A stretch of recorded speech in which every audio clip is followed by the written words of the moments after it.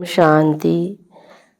अभी तक तो हम सभी आत्माएं देह और देह की महफिल में रहती थी, देह और देह के ही संबंध में रहते थे। अब स्वयं परमात्मा ही इस महफिल में आया है, सच्चा सच्चा ज्ञान दे करके हम बच्चों को वापस ले जाने के लिए। इसलिए बाबा हमको स्मृति दिलाते हैं कि तुम एक आत्मा हो, आत्मा की स्मृति को पक्का बनाओ। बाबा कहते हैं शरीर निर्वाह में कर्म करते हुए भी बीच बीच में हमारा याद का अभ्यास बढ़ना चाहिए, ताकि हम सहज और सरल रूप से देही अभिमानी बन सके, बाबा की स्मृति आ सके और बाबा की याद आने से ही हम माया को भगा सकेंगे, उसमें हम जीत पा सकेंगे। ऐसी ऊंची तकदीर कोई भी बना नहीं सकता जितनी ऊंची तकदीर बाबा हम बच्चों की बनाते हैं। सुनते हैं 16/3/2023 के साकार बाबा के महावाक्यों में बाबा बोले, मीठे बच्चे, बाबा आया है तुम बच्चों की महफिल में। अभी तुम ज्ञान अमृत की महफिल मना रहे हो, तुम्हारी मुसाफिरी अब पूरी हुई, वापस घर जाना है। प्रश्न में अनेक प्रकार के तूफानों में याद को सहज बनाने की विधि क्या है? उत्तर में शरीर निर्वाह करते 5-10 मिनट भी बुद्धि को शिव बाबा में लगाने की कोशिश करो। इस शरीर को भूलते जाओ, मैं अशरीरी आत्मा हूँ, पाठ बजाने के लिए इस शरीर में आई हूँ, अब फिर अशरीरी बन घर जाना है।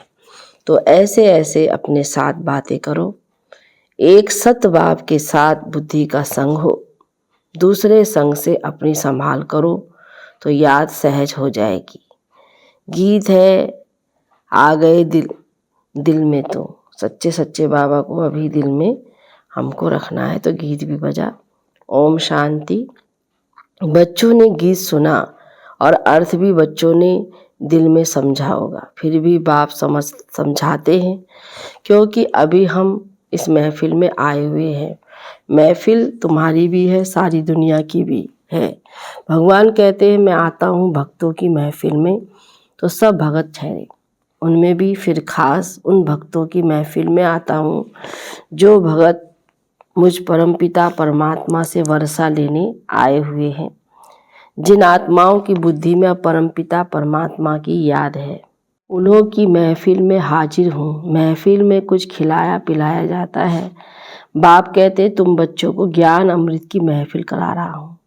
जो आकर बाप के बने हैं वह समझते हैं बाबा आया हुआ है हमारी इस महफिल में, फिर नंबरवार सबको वापस ले जाएंगे। खास तुम बच्चों की महफिल है, आम सबकी है। जहाँ बाप होगा वहाँ हम बच्चे भी होंगे। बाप कहते हैं हम भी अशरीरी है, तुम भी जब अशरीरी थे तो मेरे पास थे। याद दिलाते हैं 5000 वर्ष हुए, लांग ईगो कहते हैं ना, 5000 वर्ष से बड़ी मुसाफिरी होती नहीं। भारतवासी बच्चे ये भूले हुए हैं कि शिव भगवान कब आए थे, उनकी जयंती मनाते रहते हैं। कहते हैं आए थे जरूर लॉन्ग ईगो, परंतु कब आए थे यह कोई को पता नहीं। कोई कहेंगे लाखों वर्ष हुए, कोई क्या कहेंगे एक्यूरेट, तो कोई को पता नहीं है, यह तो बाप ही बता सकते हैं। कहते हैं बच्चे 5000 वर्ष पहले भी तुम बच्चों के पास इस महफिल में आया था। दुनिया में शिव जयंती भी मनाते हैं, उसी अनुसार उनसे जाकर पूछो कि बताओ इनको कितने वर्ष हुए। गांधी की जयंती मनाएंगे तो झट बता देंगे कि इतने वर्ष हुए। शिव का कोई बता नहीं सकते, परंतु तुम बच्चे जानते हो शिव को तो बहुत समय हुआ जबकि आया था, वह तो कुछ भी जानते नहीं। कहते हैं जन्म मरण रहित है, नाम रूप से न्यारा है। अरे नाम रूप से न्यारा है तो फिर जयंती किसकी मनाते हो? तो नाम रूप से न्यारा हो नहीं सकता, तो जरूर भारत में ही आया था, तब तो जयंती मनाते हो ना। फिर नाम रूप से न्यारा कैसे कहते हो? याद करते हो, परंतु वह कब आया था?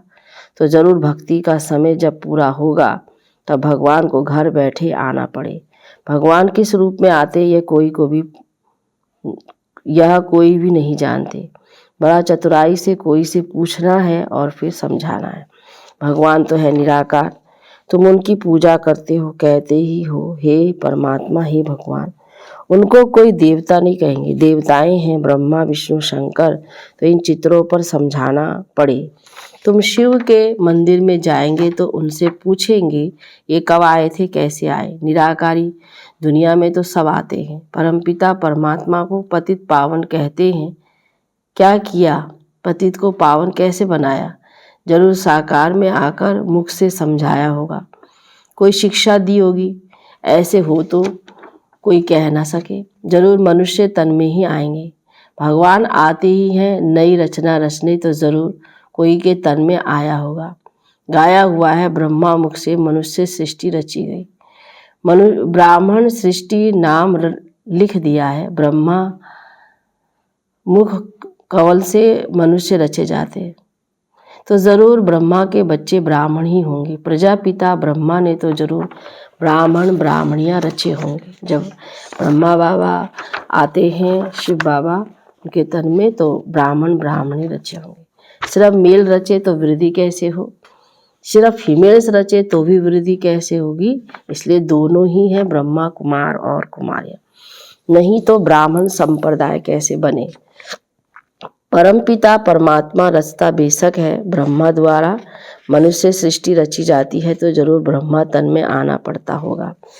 यह बातें जो अच्छी रीति समझकर और धारण करेंगे वही फिर समझा सकेंगे। जो पूरे राजयोगी होंगे, बाप को और राजाई को याद करते होंगे, जिसके लिए ही बाबा कहते हैं बच्चे स्वदर्शन चक्रधारी बनो।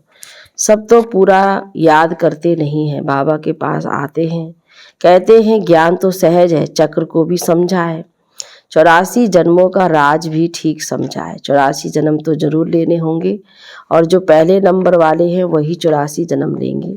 यह तो सब ठीक है, परंतु याद में रहना ये बड़ा मुश्किल है।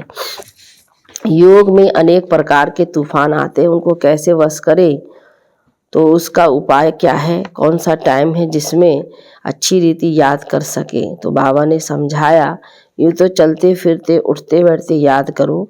अभी तुम यहाँ बैठे हो, हम तुमसे पूछते हैं स्त्री को याद करते हो। अब नाम स्त्री का सुना और झट बुद्धि भागी स्त्री की तरफ।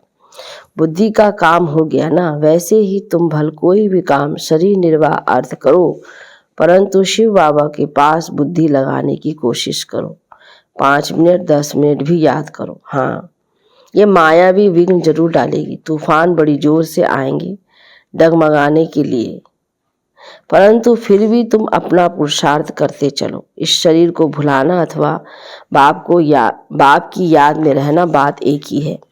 अपने को आत्मा अशरीरी समझना पड़े। मैं असुल अशरीरी था, पाठ बजाने के लिए ये शरीर लिया है, फिर अशरीरी बन घर जाता हूँ।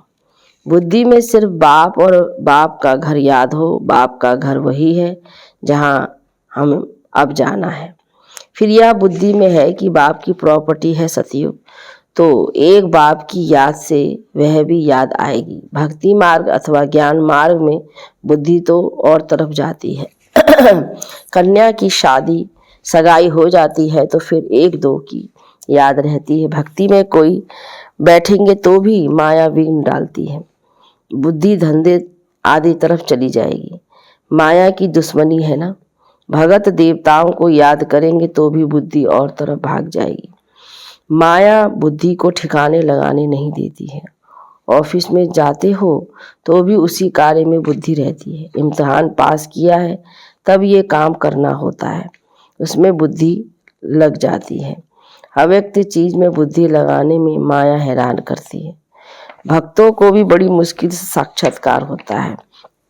जो बहुत तीव्र गति भक्ति करते हैं तब बाप खुश होते हैं। अभी तो भक्ति की बात ही नहीं, अभी तो है नॉलेज। अभी तो बाबा ने, ज्ञान के सागर बाबा ने इतना ऊंचा ज्ञान दिया है। वास्तव में भक्ति तो नहीं करनी चाहिए।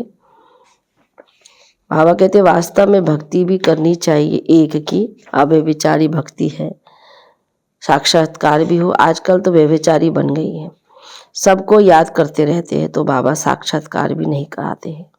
एक में पूरा निश्चय हो तो बाबा साक्षात्कार भी कराए। तो बाप समझाते हैं मुझ एक को याद करो। मुख से कुछ भी कहना नहीं है। तुम स्त्री को याद करते हो तो कुछ भी कहना पड़ता है क्या? ख्याल आया और बुद्धि भाग जाती है। यह बेहद का बाप तो सदा सुख देने वाला है। तो अब तुम्हारी सगाई कराते हैं उस परम पिता परमात्मा से, तो उसको याद करने का प्रयत्न करो। माया भी तूफान लाएगी, सारी दुनिया दुश्मन बनेगी, परंतु बाप को नहीं भूलना। जितना बाप को याद करेंगे उतना विकर्म विनाश होंगे। ऐसे तो बहुत मनुष्य होते हैं जो सारा दिन भगवान का नाम भी नहीं लेते। बहुत खराब संग होता है, इसलिए गाया जाता है संग तारे कुसंग बोरे। सत्य परमपिता परमात्मा का संग ही पतित से पावन बनाएगा। अभी तो सारी दुनिया पतित है, उनको संग चाहिए पतित पावन का, तो जरूर उनको यहाँ साकार में आना पड़ेगा। सत्य है ही एक, सत्य की महफिल में तुम बैठे हो। जानते हो हम आत्माओं का संग अब परमपिता परमात्मा के साथ है। बाप कहते हैं मेरी याद से ही तुम्हारे विकर्म विनाश होंगे। अच्छा संग होगा तो मुरली सुनेंगे, बुद्धि योग एक बाप के साथ लगा रहेगा तो ऐसा संग तारेगा, अर्थात पावन बनाएगा। पावन बनने बिगर उनके पास कोई जा नहीं सकती। बाप खुद ही सिखलाते हैं मेरे साथ कैसे योग लगाओ। पढ़ाने के लिए खुद आकर सम्मुख होते हैं। बुद्धि का योग और संग तोड़ एक संग जोड़ना है, तब विकर्म विनाश होंगे और कोई उपाय है नहीं। पावन दुनिया है स्वर्ग, वहाँ के सुख अपार है। ऐसे नहीं, वहाँ भी दुख है, दैत्य है। वहाँ तो दुख का नाम निशान नहीं रहता, सो भी 21 जन्मों के लिए। बाप तो यहाँ आकर पढ़ाते हैं भगवानोवाद। हम तुमको राजाओं का राजा बनाने सहज राजयोग सिखाता हूँ। मनुष्यों की बुद्धि में तो श्री कृष्ण का ही चित्र आ जाता है। तुम्हारी बुद्धि में है कि हमको पढ़ाने वाला शिव बाबा है, जो ही ज्ञान का सागर है, वही तुम बच्चों को नॉलेज दे रहे हैं। यह है स्वदर्शन चक्रधारी त्रिकालदर्शी बनना। बाबा हम बच्चों को त्रिकालदर्शी बनाते हैं। त्रिकालदर्शी माना तीनों कालों को जानना, सृष्टि के आदि मध्य अंत को और तीनों लोकों को जानना। मूल वतन, सूक्ष्म वतन, स्थूल वतन को भी तुम जानते हो। तुम्हारे में भी नंबरवार पुरुषार्थ अनुसार जानते हैं। बाकी इसमें तकलीफ कोई नहीं है। शरीर निर्वाह भी करना है। ऐसे नहीं कहा जाता कि कन्या को भी शरीर निर्वाह माथा मारना है। कन्या को पति के पास रहना है, शरीर निर्वाह पति को करना है। कन्या को भी अपने पैरों पर खड़ा रहना है। एक कहानी है ना, एक कन्या ने बाप को कहा मैं अपना नसीब खाती हूँ, तो तुम कन्याएं भी अपना पुरुषार्थ कर रही हो। जितना पढ़ेंगे, श्रीमत पर चलेंगे तो 21 जन्म राज्य करेंगे। कन्याओं का काम है पढ़ना और ससुर घर जाना। तुमको भी विष्णुपुरी में स्वर्ग में भेजा जाता है। जितना पढ़ेंगे उतना उच्च पद पाएंगे। वह तो ऐसे ही करके कहानी सुनाते हैं। सच्ची सच्ची बात यहाँ की है। बाप खुद बैठ उनका रहस्य सुनाते हैं। तुम सब कन्याएं हो, अदर कन्या भी अपना जीवन बना रही हैं। बाप ऐसे कर्म सिखलाते हैं जो कभी दुखी व विधवा नहीं होना पड़ेगा, परंतु बिरला ही कोई ऊंची तकदीर बनाते हैं। कोई तो बनाते बनाते फिर आश्चर्यवत भागंती हो। ऐसे बाप को भी फारकती दे देते हैं, डाइवोर्स भी दे देते हैं, क्योंकि शिव बाबा बाप भी है तो पतियों का पति भी है। ऐसे बाप को बच्चे फारकती दे देते हैं, तकदीर को लकीर लगा देते हैं। सजनी है तो भी डाइवोर्स देने से कोड़ी तुल्य बन पड़ेगी। यहाँ भी गाया हुआ है आश्चर्यवत डाइवोर्स देवंती फारकती देवंती। जिस बाप से 21 जन्म का राज्य भाग्य मिलता है उनको भी फारकती दे देते हैं। कोई भी आकर बाप का बनेंगे, कोई फिर महामूर्ख भी बनेंगे तो फारकती भी देंगे, डाइवोर्स भी देंगे। चलन से भी मालूम पड़ जाता है। विकार में जाते रहते हैं, फिर छिप छिप कर बैठ जाते, फिर लिख भेजते हैं कि बाबा भूल हो गई, क्षमा करो। अब 100 गुना दंड तो चढ़ गया, वह कैसे कैंसिल हो सकता। सच बताने से आधा माफ भी हो जाए। इसलिए बाबा कहते हैं छिपकर कभी विकार में नहीं जाना है, ना फैमिलिटी में ही आना है। क्रोध भी बहुत भारी भूत है, बहुतों को दुख देते हैं। बाप को 5 विकारों का दान दे फिर वापिस ले तो पद भी भ्रष्ट हो जाएगा। अच्छा मीठे मीठे सिक्की लदे बच्चों प्रति माता पिता बाप दादा का याद प्यार और गुड मॉर्निंग। रूहानी बाप की रूहानी बच्चों को नमस्ते। रूहानी बच्चों की रूहानी बाप दादा को गुड मॉर्निंग। नमस्ते बाबा नमस्ते। धारणा के लिए मुख्य सार, अपनी उस तकदीर बनाने के लिए विकर्म विनाश करने का पुरुषार्थ करना है। पढ़ाई पर पूरा ध्यान देना है। दूसरा, कुसंग से अपनी संभाल करनी है। पतित पावन बाप के संग से स्वयं को पावन बनाना है। वरदान में स्वदर्शन चक्रधारी बन, हर कर्म चरित्र के रूप में करने वाले माया जीत सफलता मूर्त भव। विस्तार, जैसे बाप के हर कर्म चरित्र के रूप में गाए जाते हैं, ऐसे आपके भी हर कर्म चरित्र के समान हो। जो बाप के समान सुदर्शन चक्रधारी बने हैं, उनसे कभी भी साधारण कर्म नहीं हो सकते। सुदर्शन चक्रधारी की निशानी ही है सफलता स्वरूप। जो भी कार्य करेंगे उसमें सफलता समाई हुई होगी। सुदर्शन चक्रधारी मायाजीत होने के कारण सफलता मूर्त होंगे, और जो सफलता मूर्त है वह हर कदम में पद्मा पदमपति हैं। स्लोगन में, खुशी के समर्थ संकल्पों की रचना करो तो तन मन से सदा खुश रहेंगे। ओम शांति। ओम शांति। ओम